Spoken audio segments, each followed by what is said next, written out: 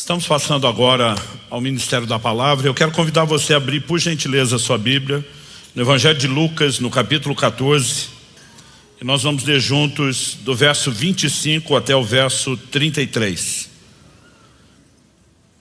Lucas 14, de 25 a 33. Eu tenho uma palavra de Deus para o seu coração. Você que nos acompanha pela internet, ao vivo, ou mesmo posteriormente, essa mensagem gravada, eu quero declarar que Deus não apenas vai falar, Ele vai fazer algo no seu coração, em nome de Jesus. O texto sagrado diz assim: grandes multidões acompanhavam Jesus, e Ele, voltando-se, lhes disse: se alguém vem a mim e não me ama mais do que ama o seu pai, a sua mãe, sua mulher, os seus filhos, os seus irmãos e as suas irmãs, e até a sua própria vida, não pode ser meu discípulo.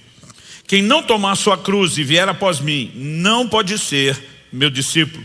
Pois qual de vocês, pretendendo construir uma torre, não se senta primeiro para calcular a despesa e verificar se tem os meios para a concluir?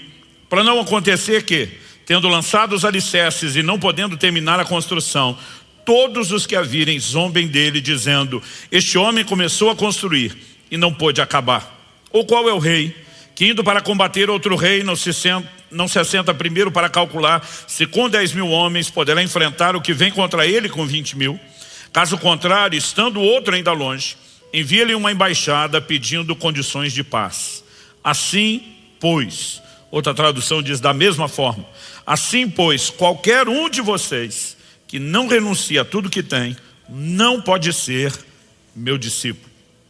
Eu quero tomar esse texto como ponto de partida e o trilho da nossa reflexão. O verso 25 enfatiza que havia grandes multidões acompanhando a Jesus. Curioso que isso não é um fato isolado, mas eu diria há uma certa recorrência. Quando os evangelhos dão ênfase a um grande volume de pessoas seguindo Jesus, parece que ele vê sempre nisso uma oportunidade para se assegurar de que as pessoas tenham entendido de fato o que significa segui-lo. Não porque ele não quisesse as multidões. A Bíblia é enfática em que Deus deseja que todos se salvem e cheguem ao pleno conhecimento da verdade. Mas conhecendo a natureza do ser humano, a maneira, eu diria até errada, como muitas vezes queremos interagir com Deus, o Senhor Jesus sempre procurava, se assegurar de que as pessoas estivessem compreendendo qual era a proposta. O que é que ele veio apresentar? Então, o Senhor Jesus começa a falar a partir do verso 6. Se alguém vem a mim, outras traduções diz após mim, em outras palavras, quer me seguir, mas não me ama mais do que ama seu pai, sua mãe, sua mulher, seus filhos, seus irmãos e irmãs. E aí ele põe, e até a sua própria vida, não pode ser meu discípulo.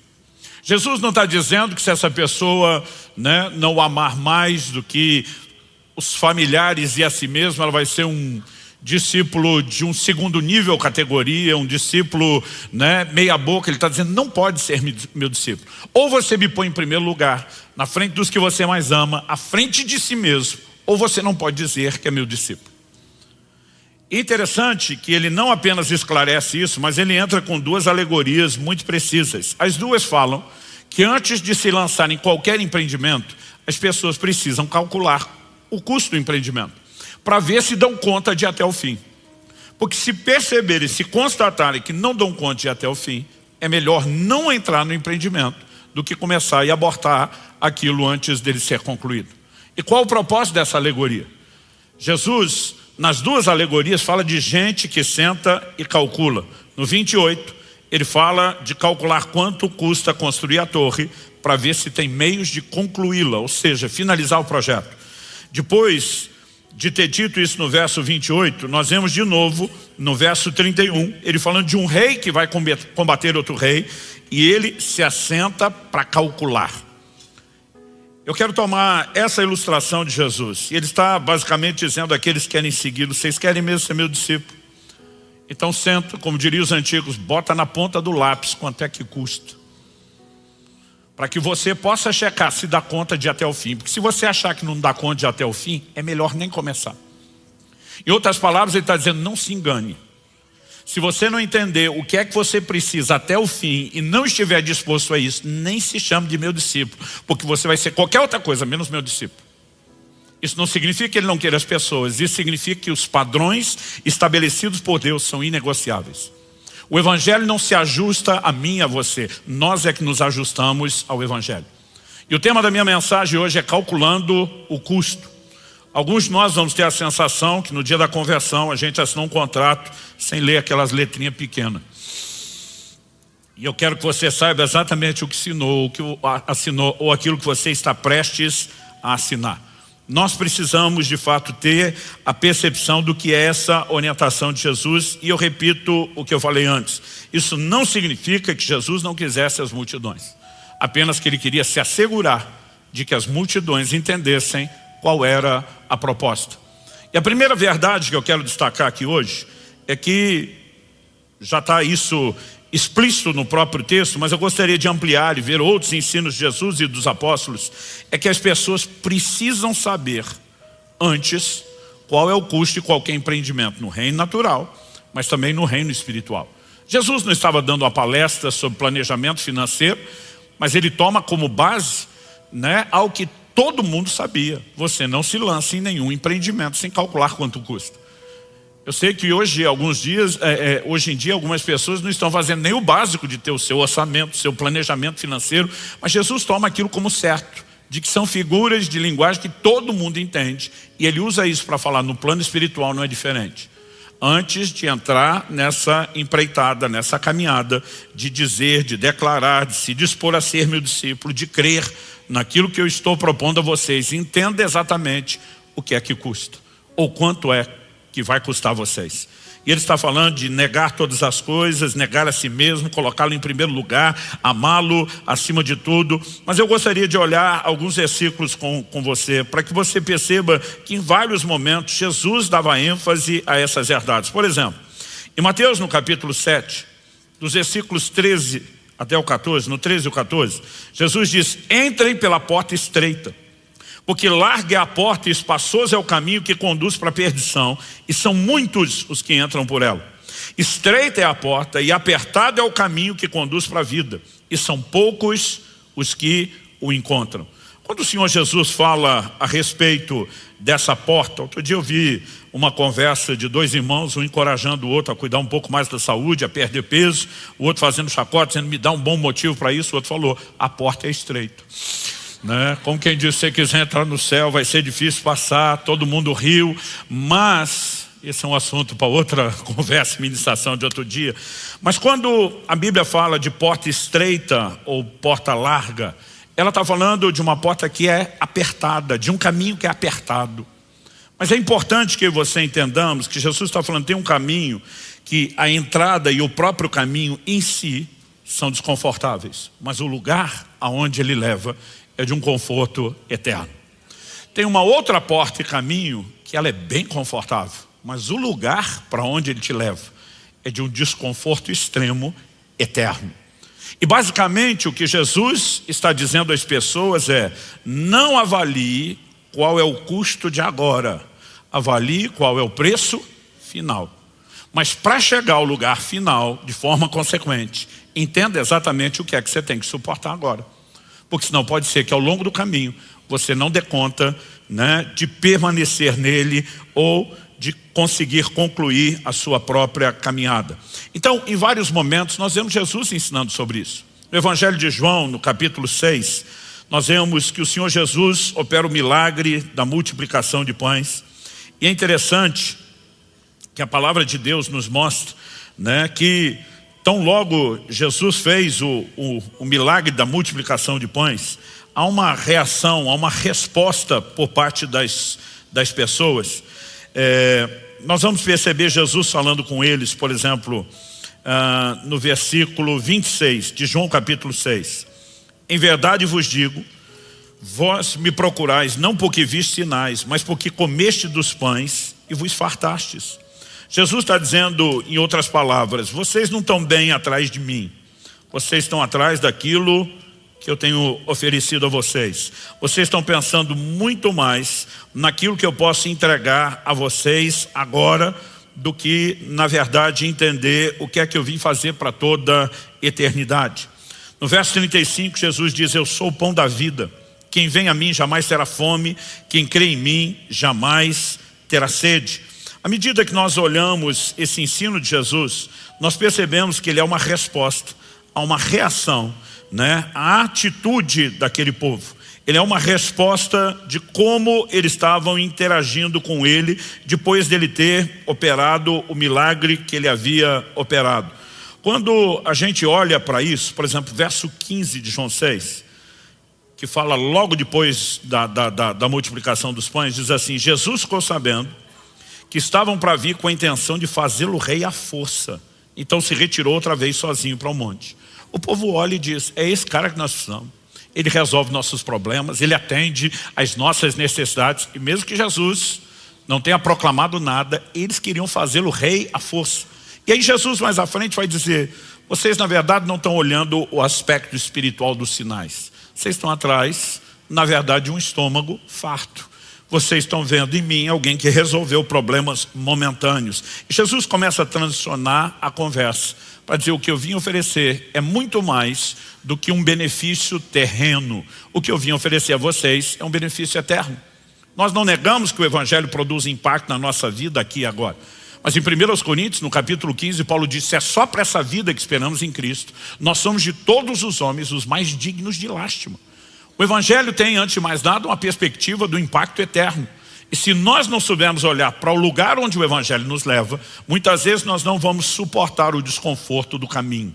Essa visão, ela precisa ser claramente construída. As pessoas precisam dessa advertência. Então, Jesus começa a falar: eu sou o pão da vida. E ele começa a introduzir agora o assunto do plano espiritual, do que ele veio fazer. No entanto, quando ele começa a falar a respeito disso, ele usa uma figura de linguagem que, obviamente, o Senhor Jesus, que não era apenas um comunicador excelente, né, era alguém de uma conexão impressionante. Dizia: eu só falo aquilo que eu ouço o meu pai dizer. Estava comunicando algo muito intencional da parte de Deus. Quando chega o verso 53 de João 6, ele diz: em verdade lhes digo, se vocês não comerem a carne do Filho do Homem, não beberem o seu sangue, não terão vida em vocês mesmos. Quem come a minha carne e bebe o meu sangue tem a vida eterna, e eu ressuscitarei no último dia. Jesus claramente está dizendo: eu não vim apenas encher a barriga de vocês, eu estou preocupado com a vida eterna de vocês. Mas para isso, tem que comer minha carne e beber meu sangue. Jesus não estava fazendo uma proposta canibalesca. Hoje eu e você entendemos o simbolismo de comer a carne e o sangue quando praticamos a ceia do Senhor. Nós não cremos e refutamos a doutrina da transubstanciação, que, né, na hora da ceia do Senhor, o pão e o cálice, os elementos se transformam literalmente em carne e sangue do Senhor. Mas nós não podemos negar que no plano espiritual, a Bíblia diz que nós temos comunhão com o corpo e comunhão com o sangue. Então, mesmo que os elementos não se transformem, espiritualmente nós nos beneficiamos disso. Mas essas pessoas que estão ouvindo Jesus ainda não foram ensinadas sobre essas coisas. Então eu não creio que Jesus só está falando de forma velada e codificada de algo que os seus discípulos ainda iriam entender melhor. Jesus está usando parte de o que nós podemos classificar de uma lente cultural. Todos os povos antigos do Oriente, entre eles os hebreus, conheciam muito bem rituais de aliança de sangue, o mais sagrado nível de aliança. Um compromisso que era de fato irreversível. E muitas vezes nesse compromisso firmado, a ideia sempre era de mistura de vida. Então se falava de aliança de sangue, porque muitas vezes alguém de um lado fazia um corte no corpo, a pessoa do outro, eles misturavam o sangue, e eles estavam dizendo com isso: nossas vidas se misturam, nossa união jamais poderá ser quebrada. E muitas vezes em rituais como esse, você vai ver em Gênesis 14, a Bíblia diz que quando Melquisedeque vem ao encontro de Abraão, ele vem trazendo pão e vinho. Nós estamos falando de tempos remotos, antigos. Não tem ceia do Senhor instituída, mas tem um rito cultural. O pão representava o corpo e o vinho representava o sangue. Ao comerem, ele estava dizendo: nós somos uma só carne. Ao beberem, ele estava dizendo: nós misturamos nossas vidas, uma vez que havia entendimento de que a vida estava no sangue. E aqui Jesus está chamando essas pessoas para um lugar de compromisso profundo. Ele está dizendo: o que eu espero de vocês é mistura de vida. O que eu espero de vocês é um compromisso que não se rompa, que não seja quebrado. E as pessoas entenderam o que Jesus falou e ensinou. Porque o verso 60 de João 6, então nós pegamos lá o 15, citamos o verso 20 e tanto, 30 e tanto, 50 e tanto, agora no 60, mas é a mesma linha de raciocínio. muitos dos seus discípulos, tendo ouvido tais palavras, disseram: duro é esse discurso, quem pode suportá-lo? Observe que o texto não está falando de gente hostil, de gente que estava examinando Jesus de longe, de gente que veio para checar vamos ver se esse negócio serve para mim. É gente que já se classificava discípulo e seguidor. Aliás, é para esse tipo de gente que Jesus falava: senta e calcula quanto custa. Porque você está dizendo que é meu discípulo, vamos ver se você dá conta de ser o que eu realmente vim propor. E a Bíblia diz que essas pessoas passaram a dizer: duro é esse discurso, quem pode suportá-lo? Tipo, isso é intragável, é difícil de engolir. Agora olha o verso 66. Diante disso, muitos dos seus discípulos o abandonaram e já não andavam com ele. Quando eles olham e dizem: é isso que o Senhor está esperando de nós? Não, está pedindo demais. Não é isso que nós viemos buscar, não é isso que nós viemos procurar. E basicamente Jesus está dizendo: quem determina esse discipulado sou eu. Ou você se adequa, ou você está fora. E esse povo simplesmente diz: então nós estamos fora. Viraram as costas.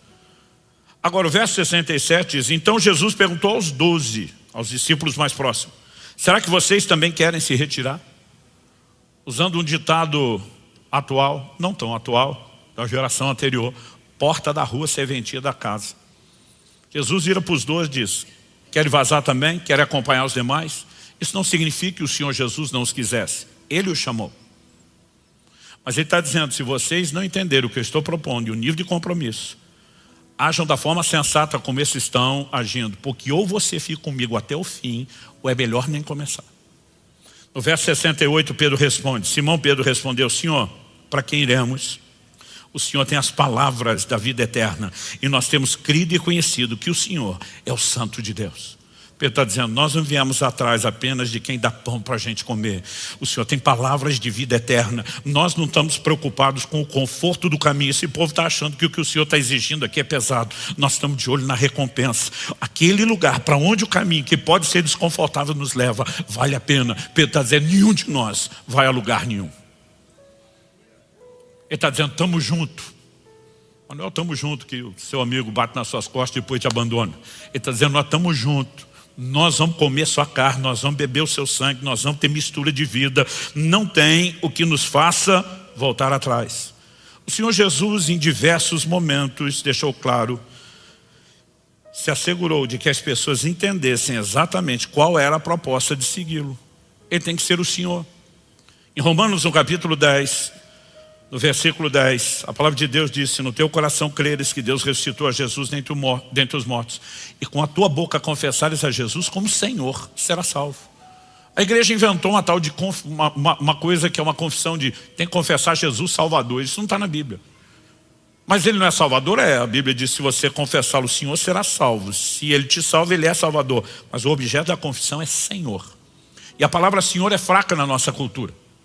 Porque no mínimo, no máximo que a gente consegue imaginar é o filho falando para o pai: sim senhor, ou dentro da cadeia de comando militar: sim senhor, né? Apenas para indicar respeito. Mas a palavra Senhor, ela significa amo, ela significa dono, possuidor.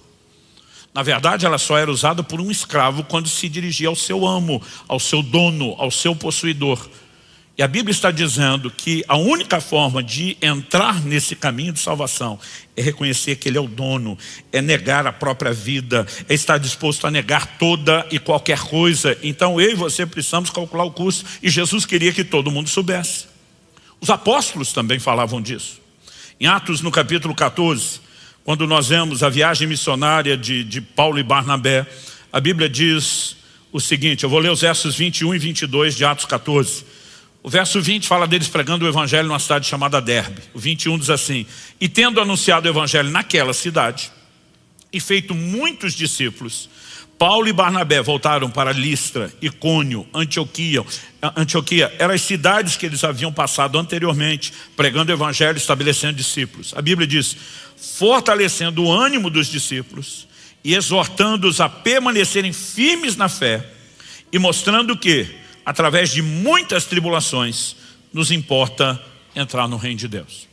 Então primeiro eles passam nessas cidades para pregar o evangelho e levar as pessoas a Cristo. Agora eles voltam fortalecer o ânimo dos discípulos, dizendo: tem que perseverar na fé, tem que ficar firme na fé, vocês não podem se perder ao longo do caminho. E qual a preocupação em fortalecer o ânimo e ensinar a importância de ficar firme na fé. O texto diz, mostrando que através de muitas tribulações nos importa entrar no reino de Deus.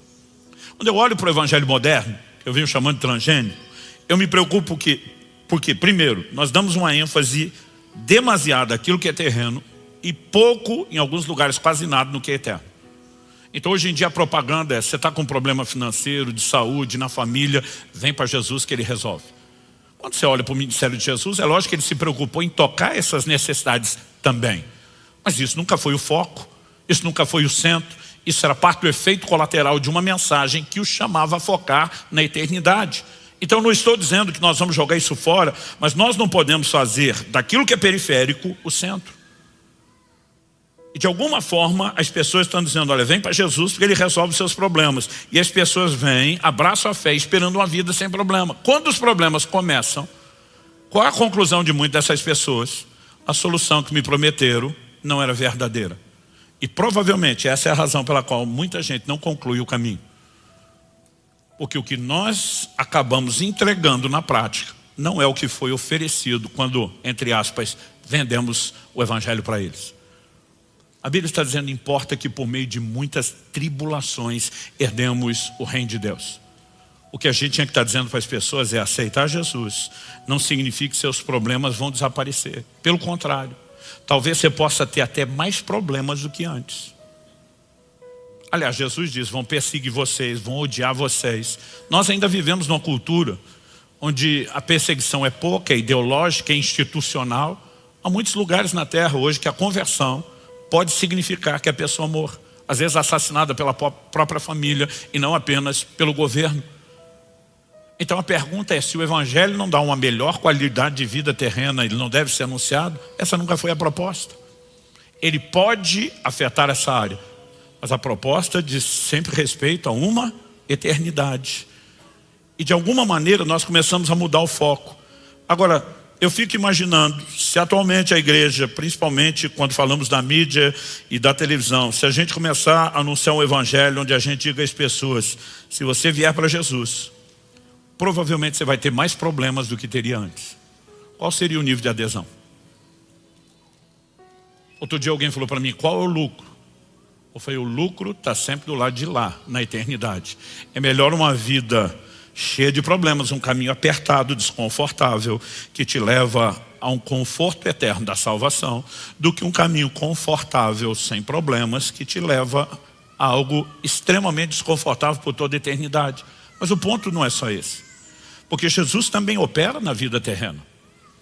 Paulo disse, se é só para ela que nós esperamos, nós somos os mais infelizes. Então significa que a gente não pode pôr expectativa só aqui, a eternidade em primeiro lugar, mas não significa que Ele não age aqui. Então digo às pessoas, antes você podia até ter menos problema sem a solução. Agora você pode ter mais problemas com forças sobrenaturais e a possibilidade de viver intervenção. Mas nós não podemos negar os problemas. Eles são apresentados ao longo de todo o evangelho da mensagem. 1 Tessalonicenses capítulo 3, a partir do verso 1, ao que o apóstolo Paulo diz. Vou ler do 1 até o 3. Por isso, não podendo esperar mais, achamos por bem ficar sozinhos em Atenas. Enviar nosso irmão Timóteo, ministro de Deus e no evangelho de Cristo, para fortalecer e animá-los na fé. De novo, fortalecer, animar a fé. A fim de que ninguém se inquiete com essas tribulações. Porque vocês mesmos sabem que fomos designados para isso. Quando ele diz, vocês mesmos sabem, do que ele está falando? Quando eu passei e preguei, eu notifiquei todo mundo.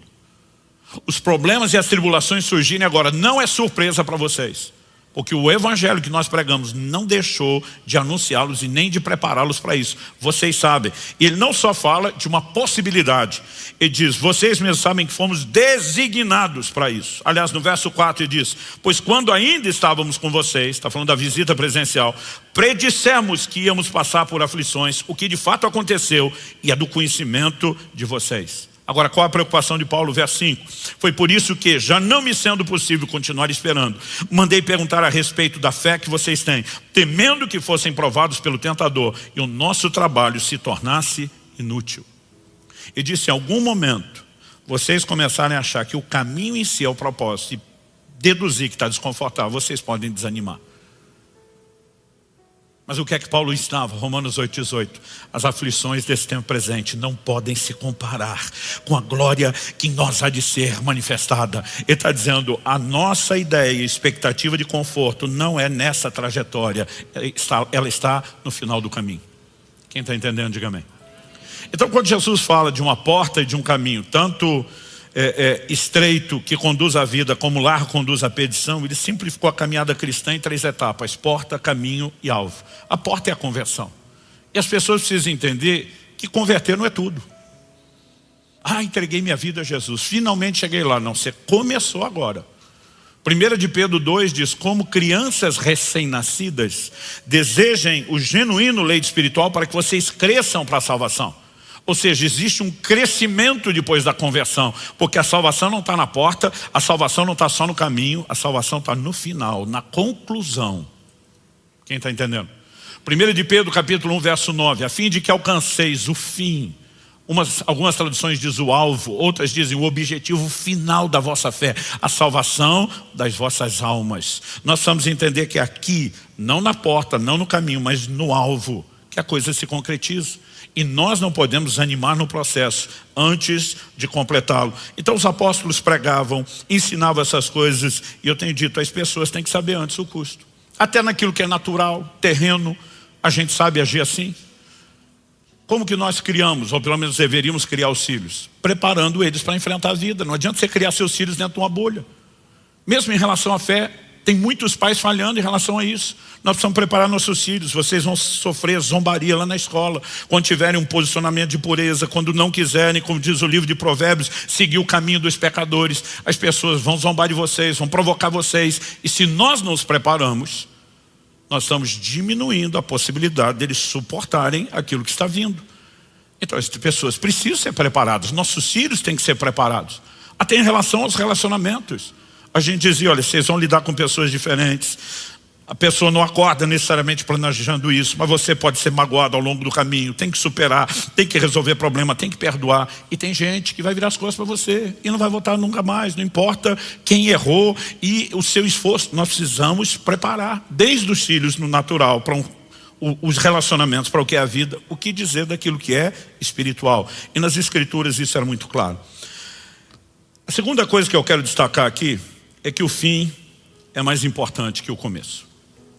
Você pode repetir isso comigo? Diga, o fim é mais importante que o começo. Então eu falei que entregar a vida a Jesus é só o começo. A pergunta é, como é que nós vamos terminar? Segundo aos Coríntios 4:7, o apóstolo Paulo diz, eu combati o bom combate, eu encerrei a carreira e eu guardei a fé. Então não só passei pela porta, eu percorri o caminho todo e eu alcancei o objetivo final da fé. Eu nunca perdi a fé, eu guardei a minha fé, eu cheguei até o fim. Então Eclesiastes capítulo 7, por exemplo, verso 8, na atualizada diz, melhor é o fim das coisas do que o seu princípio. A NVI, a nova versão internacional, diz, o fim das coisas é melhor do que o seu início. E a paráfrase bíblica intitulada a mensagem diz, finalizar algo é melhor do que começar. Basicamente, o que nós temos em declarações daquilo que é natural, por exemplo, melhor do que um filho que nasce, é você acompanhar toda a trajetória de crescimento e desenvolvimento da vida dele.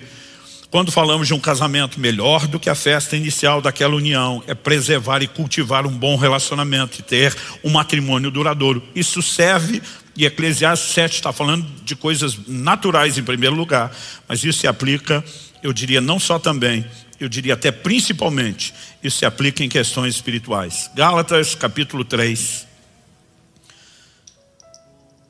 Esses irmãos da Galácia era uma região. Esses irmãos da Galácia, o que abrangia várias igrejas, eles estão sendo abordados por Paulo nessa epístola porque há um contexto. Olha o que ele pergunta, capítulo 3, eu vou ler do verso 1 ao 3. Ó Gálatas insensatos, quem foi que os enfeitiçou? Não foi diante dos olhos de vocês que Jesus foi exposto como crucificado? Quero apenas saber isso. Vocês receberam o Espírito pelas obras da lei ou pela pregação da fé? Será que vocês são tão insensatos que, tendo começado no Espírito, agora querem se aperfeiçoar na carne? Então Paulo passa, prega o evangelho de Jesus, expõe o Cristo crucificado, e ele fala isso, né, no final do verso 1. Diante dos olhos de vocês, Jesus Cristo foi exposto como crucificado, prega o evangelho. Mas depois, na ausência dele, eles começaram a se exporem a um ensino judaizante de pessoas que contradiziam o que era a obra da graça de Deus, se expressa mediante a fé. E ele diz: quem é que está enfeitiçando vocês? A palavra usada no original, ela significa exatamente isso. Muitas das traduções modernas, mais antigas, usavam termos como na Almeida Atualizada: quem fascinou vocês, né? Mas essa palavra falava de lançar um encantamento, e diz: há um engano que está enredando vocês. Vocês começaram bem, vão terminar mal. Olha o que ele diz em Gálatas, no capítulo 5, versículos 7 e 8, para esse mesmo povo: vós corrieis bem. O que significa isso? Vocês começaram e durante um tempo na corrida estavam bem. Vocês vinham correndo bem. Quem foi que os impediu de continuar a obedecer à verdade? Essa persuasão não vem daquele que o chamou. Vocês iam correndo bem. Começaram, passaram pela porta. O início desse caminho, a Bíblia apresenta a jornada da fé tanto como um caminho pelo qual se anda, como muitas vezes apresenta a fé como sendo uma corrida. E diz: vocês estavam vindo bem. A pergunta é: quem foi que impediu vocês de obedecer à verdade, de continuar no caminho? E diz: essa persuasão, esse engano que entrou na vida de vocês não vem daquele que o chama. Paulo está dizendo: Deus que o chamou ao caminho, e que quer que você continue no caminho, e que te exorta a não sair do caminho, está dizendo que tudo aquilo que contribui para que você não permaneça, não vem dele. Então, essas exortações, elas iam aparecendo ao longo de toda a Escritura. O fim é mais importante que o começo. Paulo era determinado a alcançar o seu propósito. Em Filipenses, no capítulo 3, nos versos 13 e 14, nós vemos Paulo declarando: irmãos, quanto a mim não julgo havê-lo alcançado. Em outras palavras, não cheguei lá ainda, mas uma coisa faço, esquecendo-me das coisas que ficam para trás e avançando para as que estão diante de mim, prossigo para o alvo, para o prêmio da soberana vocação de Deus em Cristo Jesus. Esquecendo das coisas que ficam para trás. Ele não está falando só coisa ruim. Às vezes as pessoas pegam esse texto e dizem: esquece quem te machucou, perdoa, supera. É lógico que nós temos que fazer isso. Esquece suas experiências ruins, se machucaram, deixa Deus sarar. É lógico que nós temos que fazer isso. Mas tudo que você já experimentou de bom, de bênção, de intervenção, também deixa. Tem mais bênção para vir. Nós estamos em movimento. O caminho fala de um movimento, e nós estamos focados no que está no fim do caminho. Então mesmo aquilo que foi extraordinariamente bom não deveria nos fazer estacionar. Deixa para trás, avança, prossegue. Para o quê? Para o prêmio da soberana vocação de Deus que está em Cristo Jesus. O que realmente vale a pena. E eu não estou dizendo que passar pela porta não seja uma boa experiência. Eu não estou dizendo que o caminho não seja algo bom. Mas o que realmente vale a pena está lá no final do caminho. É o nosso alvo. Quem está entendendo, diga amém. Então, eu e você precisamos não só entender isso. Precisamos de tempos em tempos nos fortalecer com essa compreensão. E precisamos entender que se os apóstolos voltavam lá para os novos na fé, os novos convertidos, para lembrá-los até daquilo que já foi pregado, não só eu e você precisamos nos manter conscientes disso, mas precisamos manter uns aos outros conscientes. É por isso que Hebreus 10, 25 você lê: e não deixemos de congregar, como é costume de alguns. A Bíblia fala que nós temos que nos encorajar uns aos outros. Nós precisamos nos fortalecer uns aos outros. Nem todo fortalecimento da palavra vai fluir do púlpito. Isso é parte do processo do que Deus planejou para a igreja.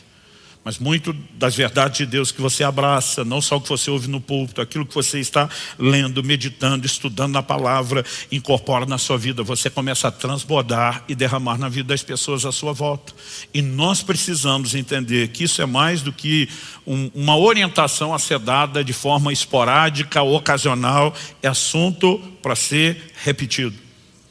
Em Hebreus, no capítulo 2, no verso 1, a Bíblia diz: importa que nos apeguemos com mais firmeza às verdades ouvidas. Significa que aquilo que já foi ouvido, tem hora que a gente tem que mastigar, processar, ruminar de novo. Para quê? Para que a convicção cresça. Escrevendo aos Filipenses, Paulo diz: eu não me canso de dizer as mesmas coisas. Basicamente ele está dizendo, nós não vamos viver só de novidade, de tempos em tempos. Nós vamos voltar naquelas mesmas coisas para que a convicção não venha se arrefecer. Quem está entendendo? E quando eu e você estamos cuidando de gente que conduzimos a Cristo, nós temos que prepará-los. E eu vou voltar lá no assunto do início. Jesus fez isso, os apóstolos faziam isso. E eu quero ler mais alguns textos que deixam isso claro. Em Mateus, no capítulo 7, eu já mencionei os versos 13 e 14, mas eu quero que a gente leia agora do verso 24 ao 27. Jesus diz assim, final do verso 23, termina com a frase dele, afastem-se de mim, vocês que praticam o mal. Ele está dizendo de gente que no final vai chegar diante dele, dizendo o seu nome, expulsamos demônios, curamos enfermos, profetizamos, e vai dizer, não conheço vocês. Afastem de mim, vocês que praticam o mal. O que ele está dizendo?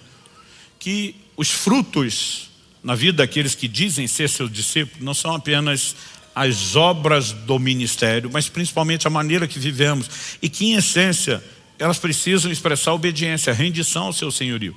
Aí ele entra em Mateus 7, 24 a 27. Todo aquele, pois, que ouve essas minhas palavras e as pratica, será comparado a um homem prudente que construiu uma casa sobre a rocha. Caiu a chuva, transbordaram os rios, sopraram os ventos e bateram com força contra aquela casa, e ela não desabou, porque tinha sido construída sobre a rocha. Todo aquele que ouve essas minhas palavras e não as pratica, será comparado a um homem insensato que construiu sua casa sobre a areia. Caiu a chuva, transbordaram os rios, sopraram os ventos e bateram com força contra aquela casa, e ela desabou, sendo grande a sua ruína. Quando Jesus apresenta os dois exemplos, da casa que permanece e da casa que cai, ele vai falar tanto de similaridades, como também vai definir contrastes. Similaridades. Os dois construtores estão edificando uma casa. Mas a similaridade não é só isso. Ambos os construtores vão enfrentar o mesmo tipo de oposição. No verso 25, Jesus fala aqui de 4 características. Caiu a chuva, transbordaram os rios, sopraram os ventos e bateram com força contra aquela casa. Você pode repetir isso comigo? Por gentileza, diga, caiu a chuva, transbordaram os rios, sopraram os ventos e bateram com força contra aquela casa. Agora, olha o verso 27, o que ele diz sobre o outro construtor da casa que desabou? Caiu a chuva, transbordaram os rios, sopraram os ventos e bateram com força contra aquela casa. Ctrl C, Ctrl V. As mesmas declarações na mesma ordem. O que determina se a minha e a sua casa vai ficar de pé, ou seja, se nós vamos chegar até o fim, se a torre terminará de ser construída, não são as circunstâncias que a gente enfrenta. O que determina é como nós estamos construindo. Então Jesus falou, um que é considerado prudente e não insensato, ele decidiu edificar sobre a rocha. E diz, esse é o que ouve e pratica. O evangelho não pode se tornar mero discurso. Mas ele diz, tem aquele que ouve e não pratica. Esse aqui tem prazo de validade. A pergunta é, por que alguém vai ouvir Jesus? Você não quer praticar o que Jesus fala. Muitas vezes a gente só pensa assim, essa pessoa é mero e simplesmente um hipócrita, um falso e fingido. A maioria delas não está pensando exatamente nisso. Ela talvez desconheça a clareza com que Jesus diz, o evangelho nunca se adaptará a você, é você que se adapta ao evangelho. Mas se o cara não quer obedecer Jesus, aliás, não faz sentido. Em Lucas, no capítulo 6, nós temos a mesma parábola. Só que lá no verso 46 começa com Jesus dizendo assim, por que vocês me chamam Senhor, Senhor, se não faz o que eu mando? Ele diz, que tipo de senhor sou eu? Que tipo de escravo é você se você não me obedece? Se você não reconhece minha autoridade, se você não se sujeita a mim? Então Jesus está dizendo, é irracional você dizer que ele é seu senhor se você não obedece. Mas por que nós temos tanta gente dentro da igreja, com cara de crente, comportamento de crente, vem no culto que nem crente, mas não vive como crente? Outro dia um falou, pastor, não era melhor, os caras estão lá no mundo. Eu falei, muitas vezes eles estão domingo na igreja, o resto da vida é igual de todo mundo. Mas por que é que estão aqui no domingo? Ele falou, não sei. Eu falei, eu vou te dar uma sugestão. A Bíblia diz que quando o Espírito do Senhor se apartou de Saul, e no reino de Deus não tem um lugar neutro, ou você está debaixo da influência de Deus, ou você está debaixo da influência de Satanás. Quando o Espírito do Senhor se aparta dele, a Bíblia diz que o espírito maligno começa a perturbá-lo. E nessa agitação de estar perturbado, Alguém diz, vamos trazer Davi? Quando esse cara toca os louvores, todo mundo sente paz. Eu conheço um monte de gente, não crente, desviado, que diz, eu sinto tanta paz quando eu ouço o louvor. Ele gosta de ouvir o louvor. Isso não significa que ele esteja no caminho, muito menos que ele vai alcançar o alvo, mas ele está buscando um conforto momentâneo. E às vezes, quando aquilo tocava, Saul não apenas sentia menos opressão maligna, como de repente aquilo alimentava a saudade dos bons momentos.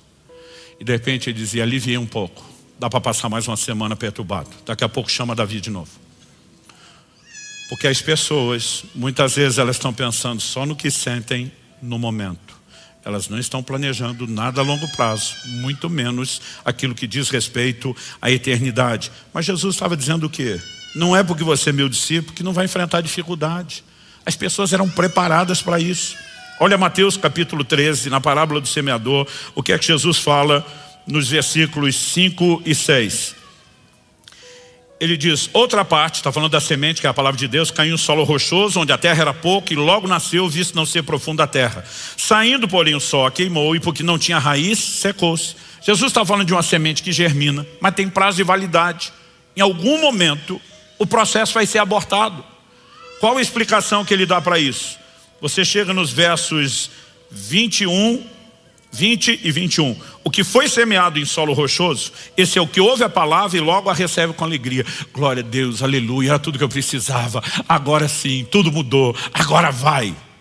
Verso 21, mas ele não tem raiz em si mesmo, sendo de pouca duração. É uma fé com prazo de validade. Por que tem pouca duração? Quando chega a angústia ou a perseguição por causa da palavra, logo se escandaliza. Espera aí. Esse Deus não vai me guardar dos problemas? Aí ele age estilo mulher de Jó. Então amaldiçoa esse Deus e morre. Porque o que eu queria era conforto. Jesus está dizendo, essa não foi a proposta. A porta e o caminho são desconfortáveis, são apertados. O conforto que eu ofereço para você está aqui, está no final. Então ele diz, calcula antes. Porque se você acha que não pode lidar com o desconforto, nem entre. Em João 16:33, Jesus diz, no mundo tereis aflições. É uma promessa. Eu sei que ninguém acorda de manhã dizendo, eu reivindico o cumprimento da promessa, eu quero minha cota de aflição, mas ele prometeu. Outro dia alguém falou, pastor, esse é aquele tipo de promessa que não precisa nem de fé, ela cumpre sozinha. Você vai ter problemas. Mas a questão é, será que como Paulo nós estamos dizendo, as aflições desse tempo presente não podem se comparar com a glória que nós há de ser manifestada? Será que nós estamos entendendo o que Paulo diz em 2 Coríntios, no capítulo 4, verso 17? Ele diz, nossa leve e momentânea tribulação produz para nós um eterno peso de glória acima de toda comparação. Uma hora ele fala de algo leve, depois ele fala de algo pesado. E aí ele introduz a ideia da comparação. Do que ele está falando? A balança romana, de 2 pratos. Ele diz tribulação, quando você bota as tribulações todas no prato, é leve, o prato sobe. Por quê? Porque a glória que nos aguarda tem muito mais peso no outro prato, e esse prato desce. Ele diz, como é que eu vou comparar um desconforto momentâneo com esse conforto eterno? Verso seguinte, o 18, ele diz, na medida em que não olhamos para as coisas que se veem, mas para as que não se veem, porque as coisas que se veem, o desconforto do caminho são temporais, mas as que não se veem, aquelas pelas quais nós estamos crendo, são eternas, são permanentes. Era essa clareza que os fortalecia a enfrentar todo tipo de dificuldade. Nós praticamente não lidamos, gente, com oposição, pelo menos não perseguição. Jesus disse, vocês vão ser odiados, vão ser perseguidos. Hoje, nossa perseguição, que ainda é pequena comparado com outros lugares do mundo, ela é ideológica, ela é institucional. Mas há lugares do mundo, e eu tenho repetido isso, onde se converter pode significar que você vai ter que morrer pela sua fé. Eu fico imaginando com esse tipo de evangelho sendo pregado, como nós vemos, pelo menos no mundo ocidental. Se a gente vivesse esse tipo de perseguição que a turma vive do outro lado do globo, quem é que sobrava? Mas Jesus está dizendo, senta e calcula. E eu quero terminar chamando a sua atenção para a importância da perseverança. Em Lucas, no capítulo 8, no verso 15, Jesus fala que aquele solo bom, onde de fato a semente não apenas brotou, mas ela cresceu, frutificou. E diz assim, Lucas 8,15, a parte que caiu na terra boa, esses são os que, tendo ouvido de bom e reto coração, retém a palavra. Estes frutificam com perseverança. Retém, segura a palavra, não abra mão dela, não vai ser comprometida. E eles frutificam como? Com perseverança. Perseverança é uma escolha, é por isso que eu e você somos chamados a ela. Em Hebreus, no capítulo 6, o escritor começa a abordar a história deles e diz no verso 10, porque Deus não é injusto para se esquecer do trabalho que vocês fizeram, do amor que mostraram para com seu nome, pois vocês serviram. Então até agora é trabalho que fizeram, amor que mostraram, serviram, está tudo no passado. Mas ele agora vem para o presente e ainda estão servindo aos santos. Então depois de falar de um bom histórico passado e dizer que o presente ainda sustentava isso, e diz no 11, desejamos que cada um de vocês continue mostrando até o fim futuro o mesmo empenho para a plena certeza da esperança, para que não se tornem preguiçosos, outras traduções dizem indolentes, mas imitadores daqueles que pela fé e paciência herdam as promessas. Fé e paciência herdam as promessas. Outras traduções dizem fé e longanimidade, porque o significado dessa palavra no original grego é abrangente. O que é longanimidade? A capacidade de ter ânimo longo, de não perder o ânimo, de não desanimar. E muitas traduções optaram por perseverança. Como que se herda as promessas? Fé e perseverança. Nós precisamos determinar. O nosso compromisso com o Senhor Jesus tem que ser do mais alto nível. E se nós não o colocarmos em primeiro lugar, renunciando a nós mesmos, pode ser que porque estamos valorizando mais a nós do que a Ele, vamos valorizar tanto o conforto que podemos nos perder no meio do processo e do caminho. Eu e você precisamos de uma fé resiliente, cheia de perseverança. Você pode dizer amém? Em Hebreus, no capítulo 10, no verso 35, escrevendo para o mesmo grupo que enfrentava as mesmas dificuldades, o escritor diz o seguinte, portanto, não percam a confiança de vocês, porque ela tem grande recompensa. E diz, essa fé que você está exercendo agora não pode ser perdida. Por quê?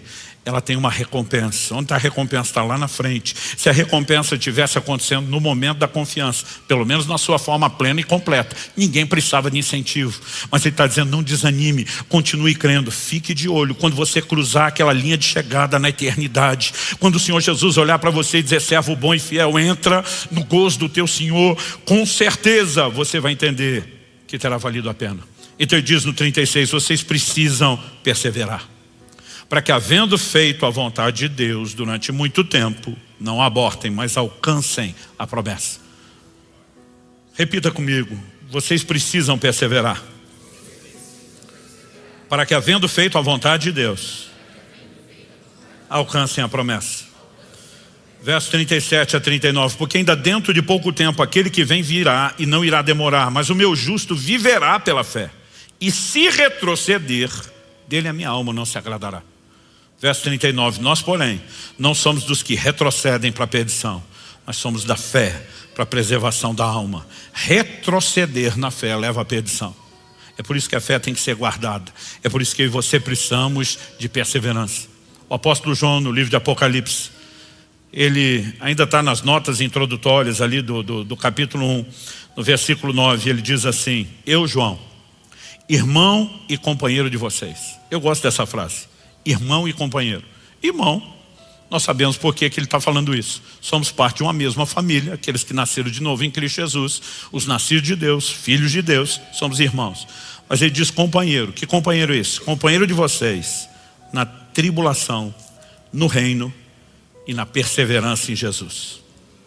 Por que ele usa esse linguajar? Porque ele diz, eu, João, irmão e companheiro de vocês, na tribulação, no reino, na perseverança de Jesus, estava na ilha chamada Pátimos, por causa da palavra de Deus e do testemunho de Jesus. O lugar onde João tem as revelações do Apocalipse, a ilha de Pátimos, é um lugar onde ele se encontrava exilado, preso, por ter pregado o evangelho. Então ele está dizendo, eu, João, irmão de vocês, vocês sabem de onde eu estou escrevendo, onde é que eu tive a experiência. Eu quero só lembrar, nós não somos apenas irmãos, nós somos companheiros no reino, sim, mas na tribulação. E por causa da tribulação, que é um requisito para se permanecer no reino, nós também somos companheiros na perseverança, porque nenhum de nós é doido de desanimar por causa daquilo que é momentâneo e abrir mão daquilo que é eterno. Essa era a linguagem deles o tempo todo. E precisa ser a minha e a sua linguagem, nos lembrando uns aos outros e ajudando os novos na fé. Eu quero encerrar perguntando a você, qual o nível do seu compromisso com Jesus?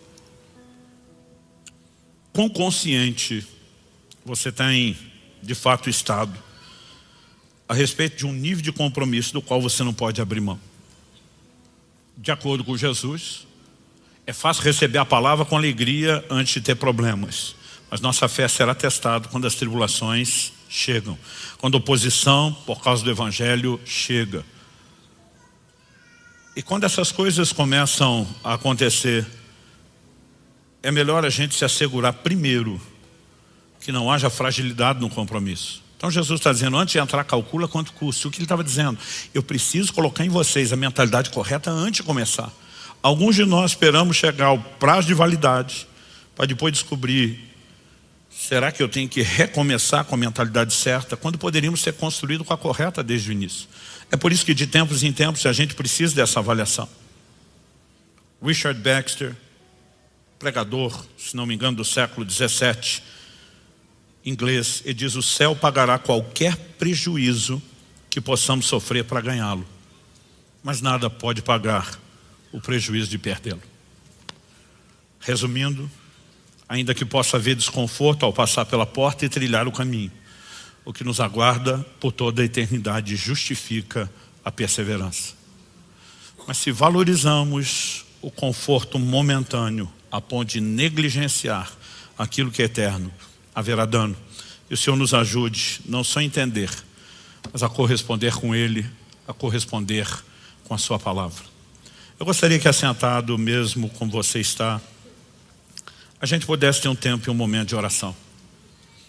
Muitas vezes a gente ouve a palavra de Deus e não pondera o suficiente aquilo que eu e você precisamos de forma prática fazer em relação a ela. A minha oração a Deus é que aquilo que você ouviu nessa hora não caia no esquecimento logo no final da reunião. E que não só o que Deus já fez aqui agora, enquanto você ouve a palavra, mas que muito mais do que isso possa acontecer depois desse momento. Então talvez seja a hora de dizer, sonda, meu Deus, conhece meu coração, de dizer, Espírito Santo, eu não quero me enganar, me ajuda a entender o nível do meu compromisso, me ajuda de fato nessa avaliação de calcular o custo. Será que eu tenho desde o início? E se não fiz desde o início, será que eu tenho feito isso agora? De fato entender quanto é que custa construir essa torre, de realmente ponderar se eu tenho condições ou não de ir até o fim.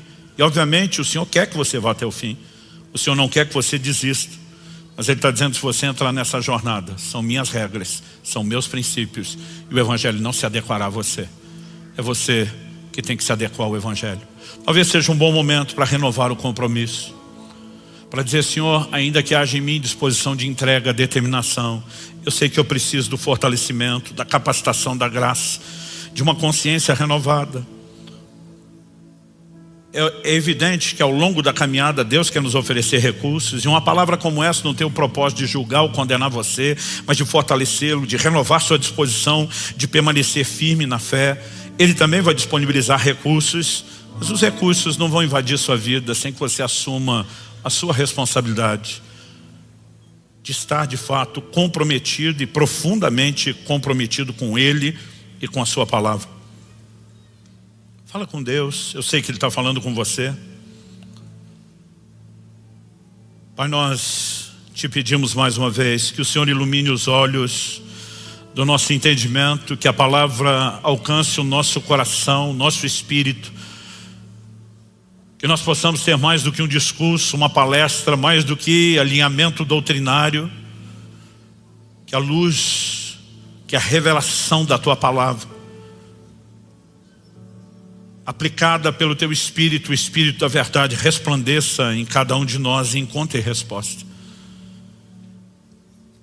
Nós queremos viver um nível de rendição e entrega cada vez maior ao Senhor, ao Seu governo. E nós queremos sustentar isso não apenas de forma verbal, Enquanto sinalizamos uma decisão da nossa parte, nós também clamamos pelos recursos celestiais. Nós não queremos apenas calcular o custo com a consciência dele, queremos seguir firmes e determinados, numa fé que anda de mãos dadas com a perseverança, que prossegue com determinação, avançando para o alvo, reconhecendo que não há nada que justifique o desânimo ou o naufrágio na fé. Nós clamamos graça e favor do alto em nome do Senhor Jesus.